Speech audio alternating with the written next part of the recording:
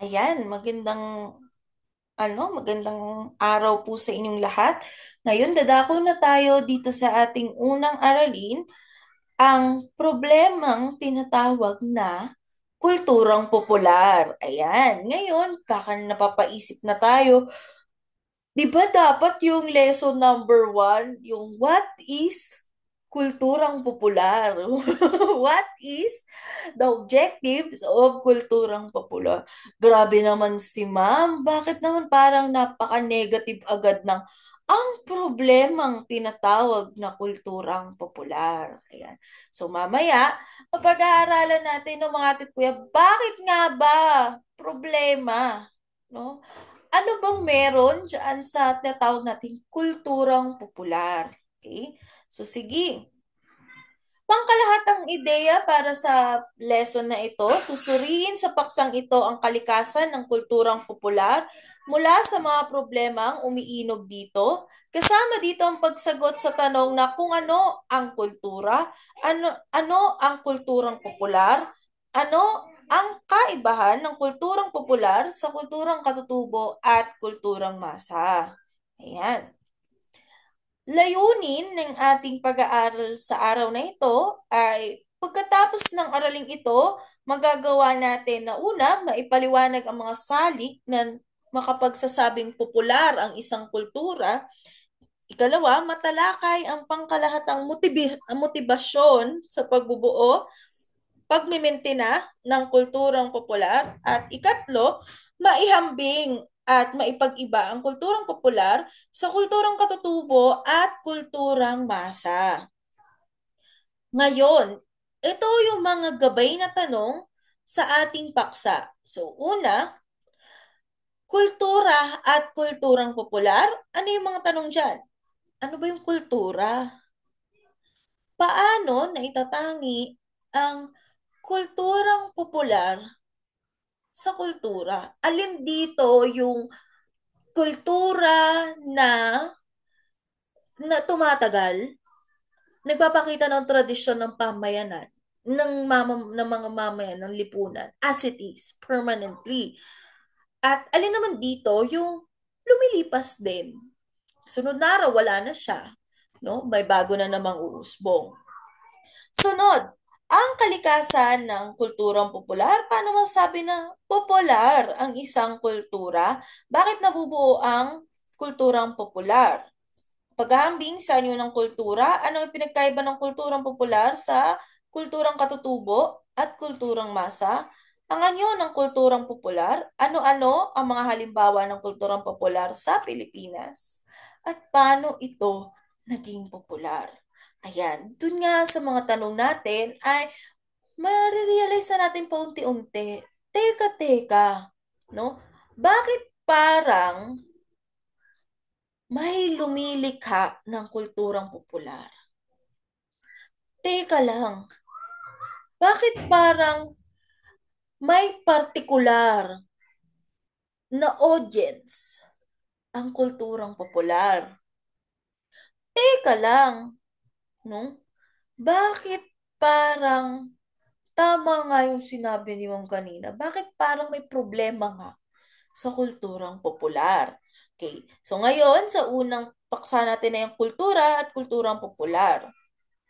Ang usapin ng kultura ay isang masalimuot na usapin dahil mismo sa pagiging palasak nito bilang konsepto. Madalas, padalos-dalos ang paggamit ng salitang ito sa makabagong panahon, mapa-Pilipino o banyaga, no? Kapag sinabihan ka ng isang taong, you're a cultured man, siguro may Vespa ka, no? Di ba? Siguro pag nakita nila, wow, your family is very cultured. Pagpasok sa bahay mo, siguro lahat nung gamit nyo, aesthetic. Siguro yung bahay mo, team, team kahoy, team puti. Di ba? Siguro, taga-home bodies ka, no? Eh, paano kapag sinabi kang hindi ka cultured? Siguro yung bahay nyo, tagdidivisoria lang yung gamit. Siguro umiinom kayo dun sa baso ng Nissin Cup noodles. Siguro member ka nung Hampas Lupa Buddies. 'Di ba? So may na-internalize kayo na oo nga no, na parang bumabalik sa atin, no? Yung pag hindi ka sabay sa uso, 'di ba? So, sa makatuwid, padalos-dalos yung pagsasabi nung word na culture, no? Na nalalayo siya doon sa tunay niyang epistemolohiya, sa tunay na preskriptibo at tenotatibong kahulugan nito. Nabigyan siya ng bagong pakahulugan ng lipunan, ng tao at ng institusyon na gumagawa nito. No? So may kita natin na padalos-dalos yung paggamit ng salitang ito sa mga pangatwirang nagmumula sa mga pag-aakalang may universal na kalidad ang pag-uugali o gawi ng isang partikular na lahi o lupunan tao. No? Kung hindi pasok sa standards ng community namin, yung ginagawa ng community nyo, feeling ko, hindi tama yun. At dahil hindi tama yun, hindi cultured yun. Negets nyo? Sa limbawa, Christian ako, no? Sa amin na mga Christian, isa lang ang asawa. Bawal makiapid, no?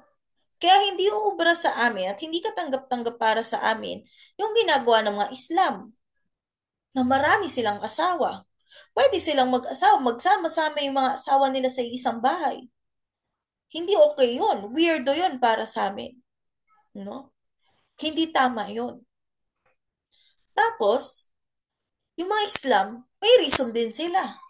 No? Kung bakit, kung kinakailangan, kailangan nila mag-asawa. No? Bakit? 'Di ba? So, ganon, no? May ganon tayong pagtingin. Dahil hindi mo nakikita yung ginagawa niya na parehas sa'yo, kahit magkaiba kayo, ng kultura, ng paniniwala at ng iba pa, feeling mo hindi siya cultured. Ganon din siya sa'yo. No? So, masalimuot na usapin ng kultura dahil madalas, ang pagbanggit nito ay hindi pinag-iisipan. Okay? Yan. Next. Mula sa naunang paggamit nito sa ika-15th century, nasipat ng mag-aaral ng kultura na si Raymond Williams ang pabago-bagong gamit ng salitang ugat nito sa Latin na colore. So, mula sa pananahan o inhabit, colonus, naging paglinang, kultura or cultivate. Tapos, naging pagtatanggol, naging protect, at pagsamba na kultus o honor with worship. Sa malawak na pagtalakay ni Williams tungkol sa pag-uugat na ito, kapansin-pansin ang pag-uugnay ng salitang kultura ayon sa mga nabanggit sa taas sa gawaing tumutukoy sa pagbubuo ng sibilisasyon. Maaari din natin itong makita sa formal akademikong salita para sa kultura sa Filipino o yung salitang kalinangan, nakaparehas o katumbas ng salitang kultura at sibilisasyon. So mapapansin natin no, na kahit nag-evolve yung color still patungkol pa rin siya sa paglikha ng isang sibilisasyon. Paano ang isang tao kumilos? Paano ang isang tao makipag-ugnayan? Paano ang isang tao mamuhay sa loob ng isang pamayanan? Sa pagsusuma sa pag-uugat ni Williams, tinutukoy niya ang tatlong uri ng paggamit ng salitang kultura. Paano nga ba ginagamit ito? So una, bilang bukod tangi at basal na pangalan na tumutukoy sa isang pangkalahatang proseso ng intelektual, spiritual, at estetikong pagsulong. Ikalawa, bilang isang bukod tanging pangalan na maaaring pangkalahatan o tiyak na tumutukoy sa isang partikular na pamumuhay ng mga tao o sa isang panahon, isang pangkat o sangkatauhan. At huli, Ang modernong paggamit sa salita bilang isang bukod tangi at basal na pangalan na partikular na naglalarawan ng mga gawa at gawi ng intelektual at lalo ng masining na paggawa. Okay? Sa paglaho ng panahon, matutukoy ang paggamit ng salitang kultura na may puot sa pagbabanggit, no? Mas malaon tila negatibo ang konotasyon patungkol sa kultura sa laylayan ay ka-19th century hanggang 20th century. May laganap na pagkamuhi sa ideya ng kultura na may pagtingin na mababa pabor sa kung anumang tinitignang kaalamang mas higit ang halaga kaysa sa mga kultural na kaalaman. Madalas, naihahambing ang kultural na kaalaman sa intelektualisadong kaalaman, delikadesa, o paghahambing sa pagitan ng high art at ng popular na sining at aliwan. Ayan, 19th to 20th century nagbago ang konotasyon ng kultura, no? Nagkaroon na ng divide, no? Pagkakahati ng high at low. Ngayon, sino kaya yung high culture at sino kaya yung low culture? Diba? Tulad na lang kanina ng example natin di ba? Kawag yung bahay mo, maganda, no? Aesthetic, pleasing, yung vacuum nyo, yung ano pa, yung umiikot-ikot, nagsasalita, kusang nagro-rotate, wala kayong walis, no? O kung may walis man kayo, yung ano, no? Yung tawag nito, yung Scotch Brite, taray. Hindi katulad ng ordinaryong walis tambo. So, baka nga pang middle class lang yan kasi tunay talagang mga high are yung talagang hindi natin nasisilip yung bahay. Sobra-sobrang yung luxury na meron sila. Pader pa lang.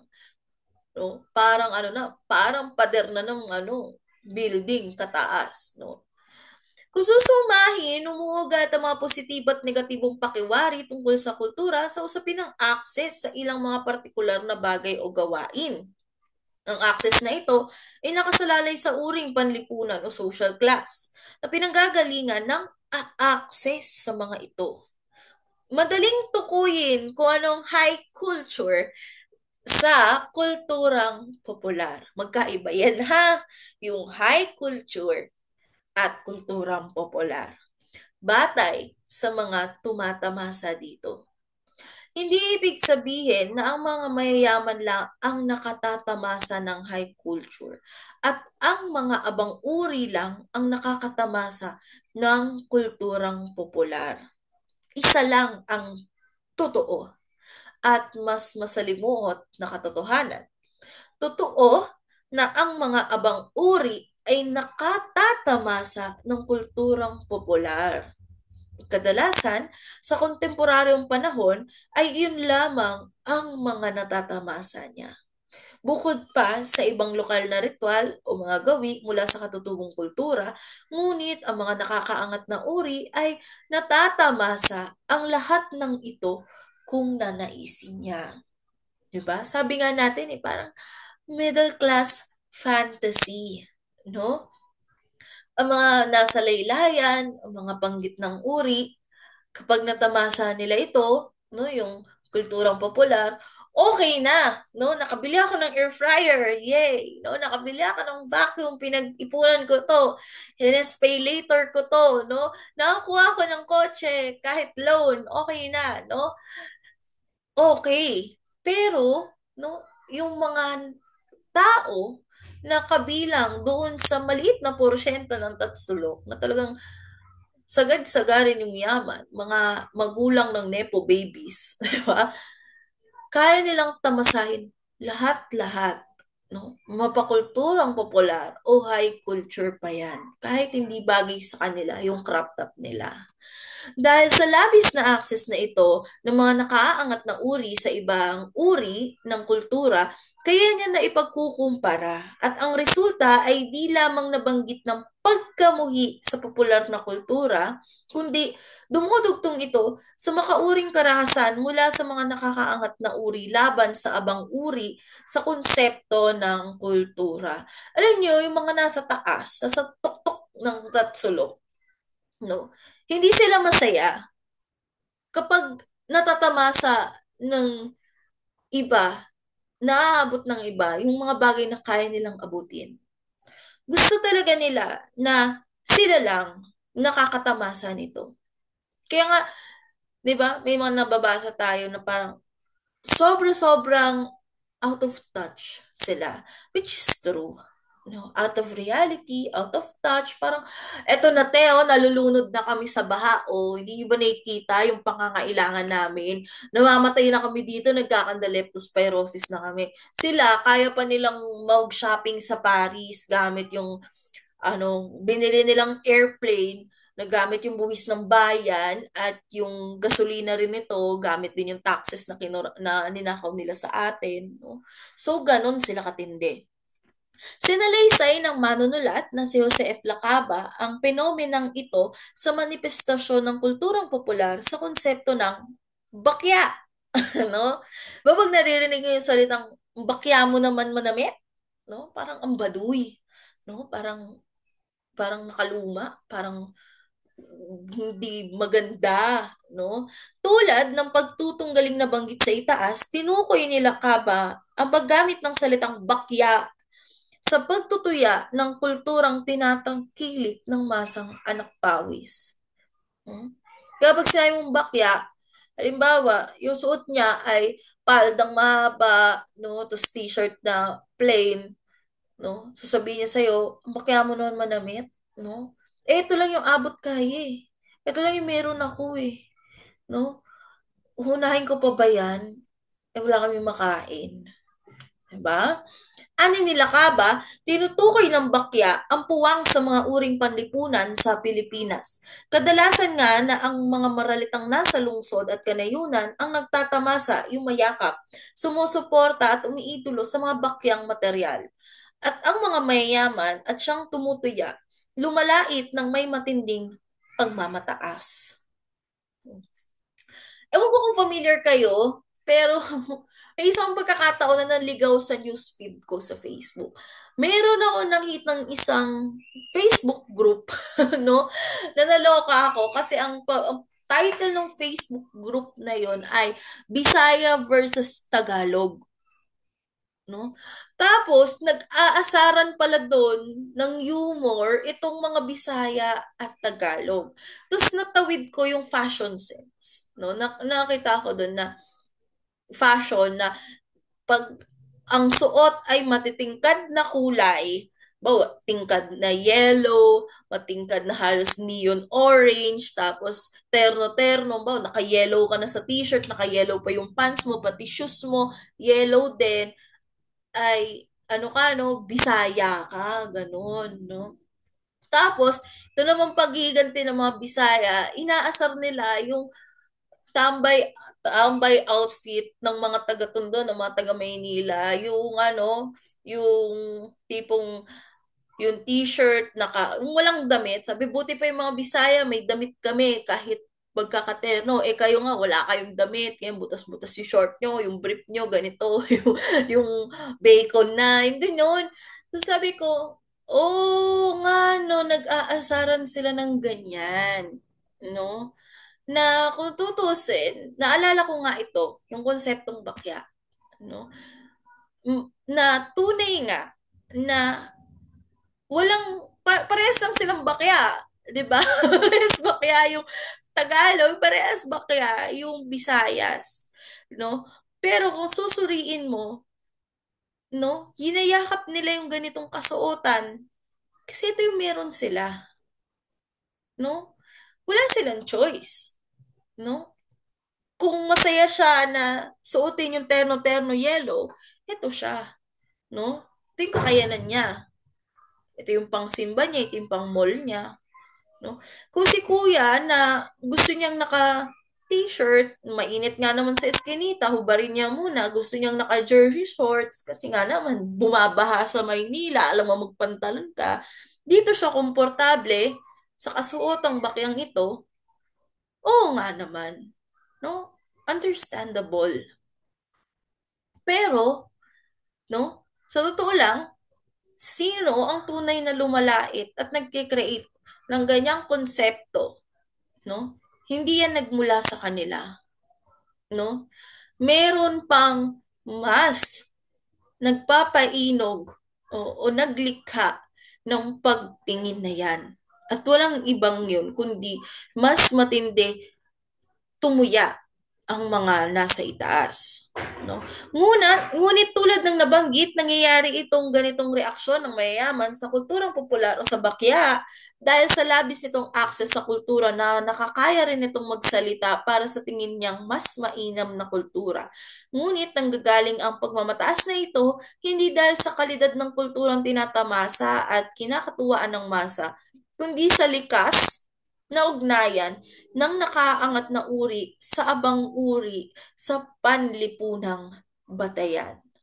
No? Ngayon, dadako tayo doon sa ikalawang punto ng ating aralin, ang kalikasan ng kulturang popular. Ayan.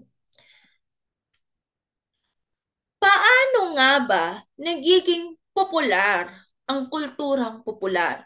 Bilang aspeto ng lipunan, ang kulturang popular ay nililikha mismo ng mga istrukturang panlipunan. Ngayon, ma'am, sino ba yung mga istrukturang panlipunan na yan? Sino ba talagang lumilikha ng pop culture na yan? Para maging popular ang isang kultura, kailangan nito ng lundayan or ng platform para mapopulerisa ang isang bagay o gawi.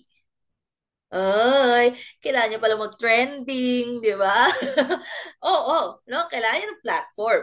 So, sa ng bilang, may mga punto na maaaring ikonsidera na popular ang mga katutubong kultura, pero ang kaibahan nito sa aktual na kulturang popular ay ang katutubong kultura ay may tinatanganan at maaari lamang itong dumalay sa isang partikular na lugar, panahon o grupo ng tao. Ayan. So, tandaan natin yan na ang katutubong kultura lang, no, dumadaloy siya sa isang partikular na lugar, panahon, o grupo ng tao. Pero, ang popular culture, pangkalahatan to. Okay? So, ang kulturang popular ay iba ng lundayan kaysa sa katutubong kultura. Medyang pangmadla, mass media, ayon sa scholar na si Rolando Tolentino, ang dahilan kung bakit nagiging popular ang kulturang popular. So napakahalaga ng gampanin ng mass media dito sa ating course, no, sa ating subject. Ang media ang nagbibigay ng mga katangian, no, mass pangmalawakan. Lalo na sa hanay ng may hirap natin, ng underclass, no, middle class pababa, no. Mediated, pinatatagos at intervene ng media.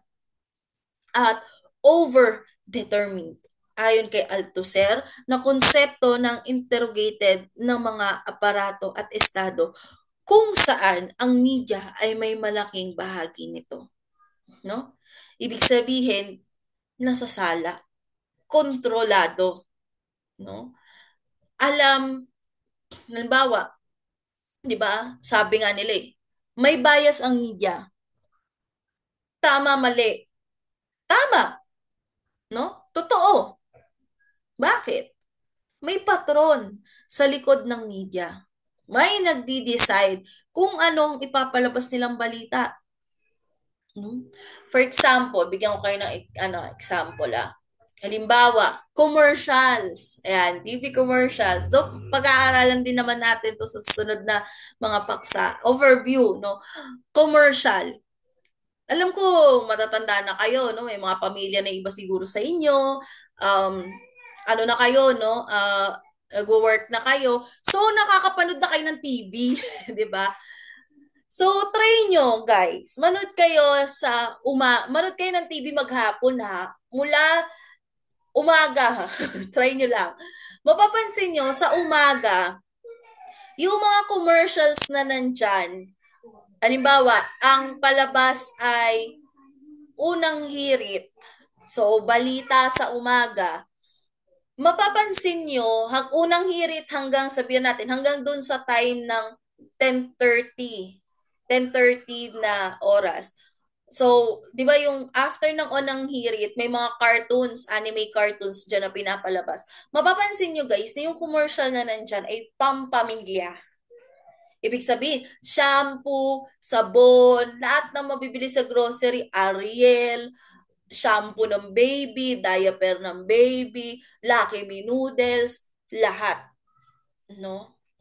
Ngayon, noon time. Pagdating ng noon time, no, mapapansin nyo na pag nanonood kayo ng Showtime or ng Itbulag, ano, ng tawag nito, kila Tito Vic Soto, mapapansin nyo, tagal ng commercial. Ang dami-daming commercial bago yung palabas. So, bakit ang daming commercial? Kasi, lunchtime, yung pamilya, yung mga trabahador, nasa kantin, nakabukas yung TV, nanonood sila. Maraming audience na nanonood. So, dyan, kung isa kang kumpanya, di ba, mas malaki yung ibabayad mo para mapalabas yung commercial mo sa mga oras na yan. Kasi maraming nanonood eh. So, pagdating ng hapon, mapapansin nyo yung mga patay na oras, tulog, siesta. Yan yung mga oras na ang palabas ay mga love story. Kasi tulog yung anak, ang gising si nanay, nananahi siya. O di kaya naglilinis ng kuko, o di kaya nagko-cross stitch siya. No? So, si nanay, madalas ang gising. So, mga palabas dyan, mga, yan na, yung mga telenovela sa hapon, mga kabit-kabit stories, ganyan. Tapos, mga pangnanay ulit yung laman ng commercial. Mga sabon, pampaganda, pabango, make-up, mga ganito, mall. So, ganun yung nakikita mong commercial. Pagdating sa gabi, pag oras ulit ng hapunan, 'di ba? Bago ulit 'yan ng mga commercial, katulad yan ng nasa noon time. Mahal din ang binabayad sa oras ng balita. Yung mga sumisingit na commercial dyan kasi ang dami ulit nanonood sa oras ng balita. Ang dami-dami. So, mas mahal yung babayad mo dyan. Hanggang dun, magbabawas ulit yan, paikot. Tapos, mapapansin nyo, pag past 10, 11, 12, no? Pag ganitong oras na, mapapansin nyo na yung commercial ay mga condom na, lubricant. Kasi tulog na yung mga bata. Sino ang nanonood sa ganitong oras? Sino ang gising? At ano ang ginagawa sa oras na to? Ano yung naghihimok sa mga tao sa oras na ito? So, yun yung mga trust pills, no? Hindi mo yan makikitang kino-commercial sa oras ng anime, 'di ba? May pagpili. So, ganun yung role ng media. Sa ganun pa lang sa commercial na may planned, may map sila kung saan kanila ipopwesto. Paano pa kaya sa mga palabas na pinapakita nila sa'yo sa TV, 'di ba? So, ayan.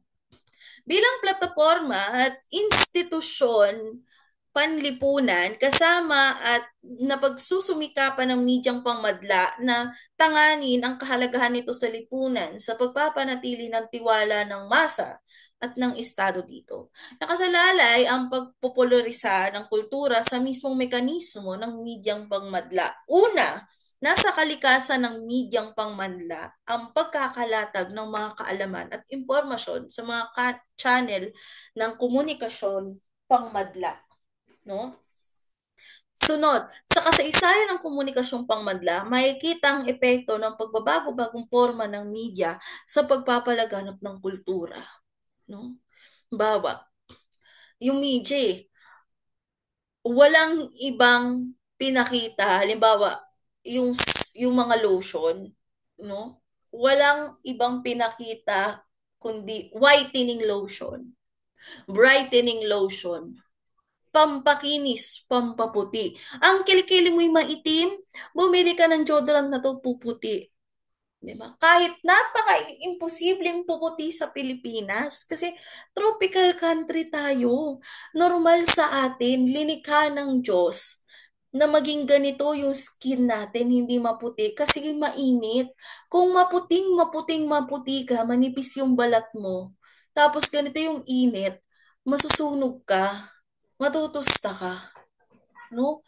Kaya hindi applicable yung mag-rejuve ka ng mag-rejuve, mag-kojic ka ng mag-kojic, tiis ganda, na magbalat-balat, try mong lumabas. Mas stress ka lang kasi magsusumbrero ka, magpapayong ka, tapos pag natuluan ng pawis, ang hapdi sa pisngi, ang hapdi sa ano, kasi nga, hindi ka dapat nakaganon kasi mainit yung ating klima.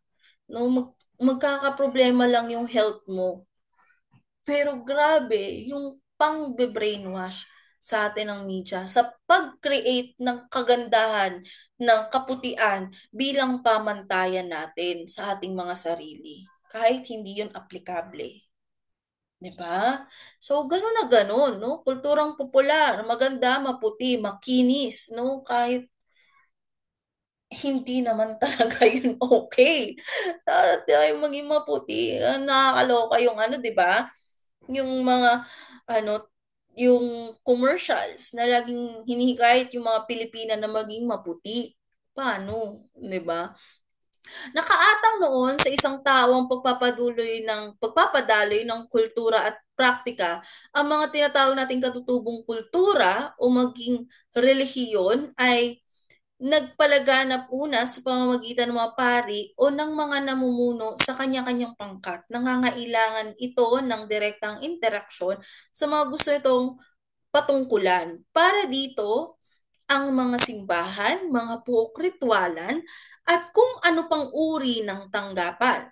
Nang makabuo ang Europa ng sarili nitong bersyon ng limbagan o printing press, sa pinaka-optimal na uri nito noong kalagitnaan ng ika-15th century, malaki ang naging epekto nito sa pagtanggap, pagtangkilik at pagtugon ng tao sa kultura ang nagsimulang magsanga-sanga sa iba-ibang uri ang kultura na hindi lamang naiuugat sa mga tradisyon at ritual, kundi maging pagpapakilala ng iba-ibang uri ng bagay at gawi mula sa iba-ibang lugar at panahon. Kaakibat ng pagpolarisa mismo ng nilimbag na babasahin bilang medium ang pagsulpot at paglaganap ng kapitalismo sa Europa. Mapapansin din sa puntong ito ng kasaysayan ang popularisasyon ng mga sekular na kwento sa anyo ng mga nobela. Kaya nga tatalakayin natin dito sa ating pag-aaral ang panitikan ang literature, no? Dahil meron ding kulturang popular sa literatura. Ang mga nobela ay sumisirkulo sa mga periodiko o bilang tomo at isa sa mga naging popular na kalakal bilang libangan. Maaari na nating tukuyin ang pag-unlad nito sa mga sumunod na pag-unlad din sa media at pangkomunikasyong pangmadla. Pagpopularisa ng mga balada o balad at awit ng pag-ibig sa imbensyon ng ponograpo o phonograph, ang imbensyon ng pelikula mula sa pinaghalo-halong teknolohiya ng fotografiya, pantasmagoria, at magic lantern at ang paggamit ng mga radio waves upang pagdaluyan ng komunikasyon sa radyo at telebisyon. Mula sa mga katangiang ito, ang pagkandili o dependence ng kulturang popular sa media, makikita ang kalikasan ng kulturang popular sa dalawang aspekto. Una, namamagitan ng media sa pagpapalawig at pagpapakalat ng kulturang popular. Bilang epekto, ang kulturang popular ay may katangiang mediated o napamagitan. Ibig sabihin, ang tumatangkilik sa kulturang popular ay palaging sa reproduksyon na nito bilang media objects na na-access ang kulturang popular. Tatandaan din natin na yung kulturang popular ay may pumapagit ng kalakal sa pagitan ng magtatangkilik o target audience consumer. So sasabi nga natin maging tayo bilang tao ay produktong kultural kasi tumatangkilik tayo. no? Hindi lang tayo basta tagatanggap. Tayo rin mismo ay produktong kultural, no? At ng mga medyang pangmadla, sa makatuwid, nag-iiba-iba lang ng antas, ngunit ang kulturang popular ay komoditisado. No? Ang akses sa kulturang popular sa gayon ay nakasalalay sa kahandaan at kakayahan ng isang tao na makipagkalakalan para makilahok dito. Tatandaan na mayroong dalawang aspetong nabanggit, no? Ang medyasyon at komoditisasyon, no? Mediation and commodity na kalikasan ng kulturang popular. Hindi ito may tatago sa atin. No, bagkus ay inihahapag sa atin ng lantaran ng media. Mas lantaran na ito sa kontemporaryong kulturang popular kung saan ang panghihikayat sa pakikipag-ugnay mismo sa mga personalidad sa media at mga artista ay dumudulo sa pagtangkilik sa kanila na kagyat na anyo ay pagbili ng produkto o serbisyong kanilang nilalako. Kaya nga, for example, balikan natin si Heart Evangelista ang endorser ng lotion na to. Bibilin ko to kasi gusto kong maging katulad ni Heart Evangelista. Gusto kong maging kasing bango niya, kasing ganda niya, no? Hindi ko lang binili yung produkto. Binili ko pati si Heart Evangelista. Binili ko yung katauhan, yung karakter, yung esensya niya. Ganon siya, no? Lagit-laging ganun siya. Lantaran. Bukod pa ito sa pagbili pa natin sa mismong reproduksyon ng mga imahen, likhang sining, awitin, at panitikan mula mismo sa kanila. No? Limbawa, idol mo si ganito. No? Dahil idol mo siya, bibilhin mo lahat ng ini-endorse mo. Ay, ini-endorse niya bilang pansuporta dun sa idol mo. No? So, malinaw na malinaw na talagang umiikot, umiinog, no? Ito yung kontemporaryong kulturang popular, no? Dumadagdag sila. Ano lang siya, no? Mediated by the media. Ito yung lunsaran. Ito yung kanyang ano, no? Ito yung kanyang stepping stone. Tapos, commodified by nung artista. Okay? Nung taong nag-endorse. Yan na. So, malinaw. Kung susuriin ang hinuhulman ng media sa pamamagitan ng kulturang popular ay ang pagbuo ng identidad ng gitnang uring consumer. Tayo, no? Sa kapinsalaan ng pagkamamayan. Tayo ang target audience. Sa paglalawig ni Tolentino, ang usapin at identidad ng pagkamamayan ay pumapailalim na lamang sa mas binibigyan ng importansyang identidad ng konsumerista. Ang mabuting mamamayan ay sa unang usapin, mabuting mamimili. Noong Thursday, sa isang forum, ay nandun yung Vice President ng CCP, may estudyanteng taga-philosophy na nagtanong na ano raw ba ang masasabi niya kasi 'di ba culture no. May mga tao mamamayan na hindi tinatangkilik yung sariling atin at mas pinipili yung halimbawa hindi ka bibili ng abakabag no, nagawang Pinoy. Mas bibilin mo yung Korean made kasi ito yung nausong bag, no? So, sabi nung Vice President ng CCP, Center for Culture of the Arts, na binalik yung tanong dun sa estudyante. Sabi niya, ikaw ba, no? Bakit mo binili ang suit mo? Bakit ganyan yung forma mo? Yan. Bakit yan yung aesthetic fashion sense mo? Sabi ng estudyante, kasi gusto ko po maging belong. Gusto ko pong makasabay sa uso. No? Gusto ko po na katulad din ako nila. Yan. So, sumususog doon sa sinasabi ni Tolentino na ang mabuting mamamayan ay mabuting mamimili. Natatakot kang mag-against the tide, no? Natatakot kang maging different. Kasi baka hindi ka belong. Baka rebelde ka, rebellious ka, di ba? Ang papel ng ganitong media ay para bigyan ng paglilimian at papipilian ang mamimili, kundi man para makapamili ito o maging bulat man lamang sa aspirasyon ng posibilidad.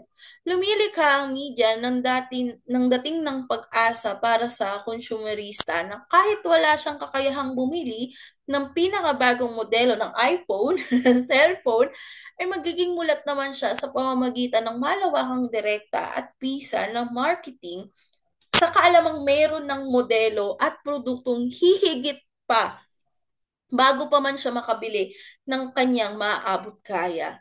Ginagawang abot tanaw ng media ang pangarap tungo sa posibilidad na access sa commodity. For example po, no, mga ate at kuya, yung timeline na meron yung lipunan yun. Halimbawa, parang successful ka kapag at the age of 30, mga ganon, at the age of 30, may asawa ka na, may pamilya ka na, may sarili ka ng bahay, may kotse ka, may savings ka, may ganyan ka, may narating ka na sa buhay. 'Di ba? Laging ganon. No? So, katulad nga ng sinasabi dito na pinaalam sa iyo na media na may iPhone 17 na. Tama ba? Hindi ko alam ilan. Never ako nagka-iPhone, guys. Hindi ako fan ng iPhone. Sorry. No, may bago ng iPhone, yung color orange, no? Hindi mo pa kayang bumili nun, pero pinapaalam sa iyo na meron na nito.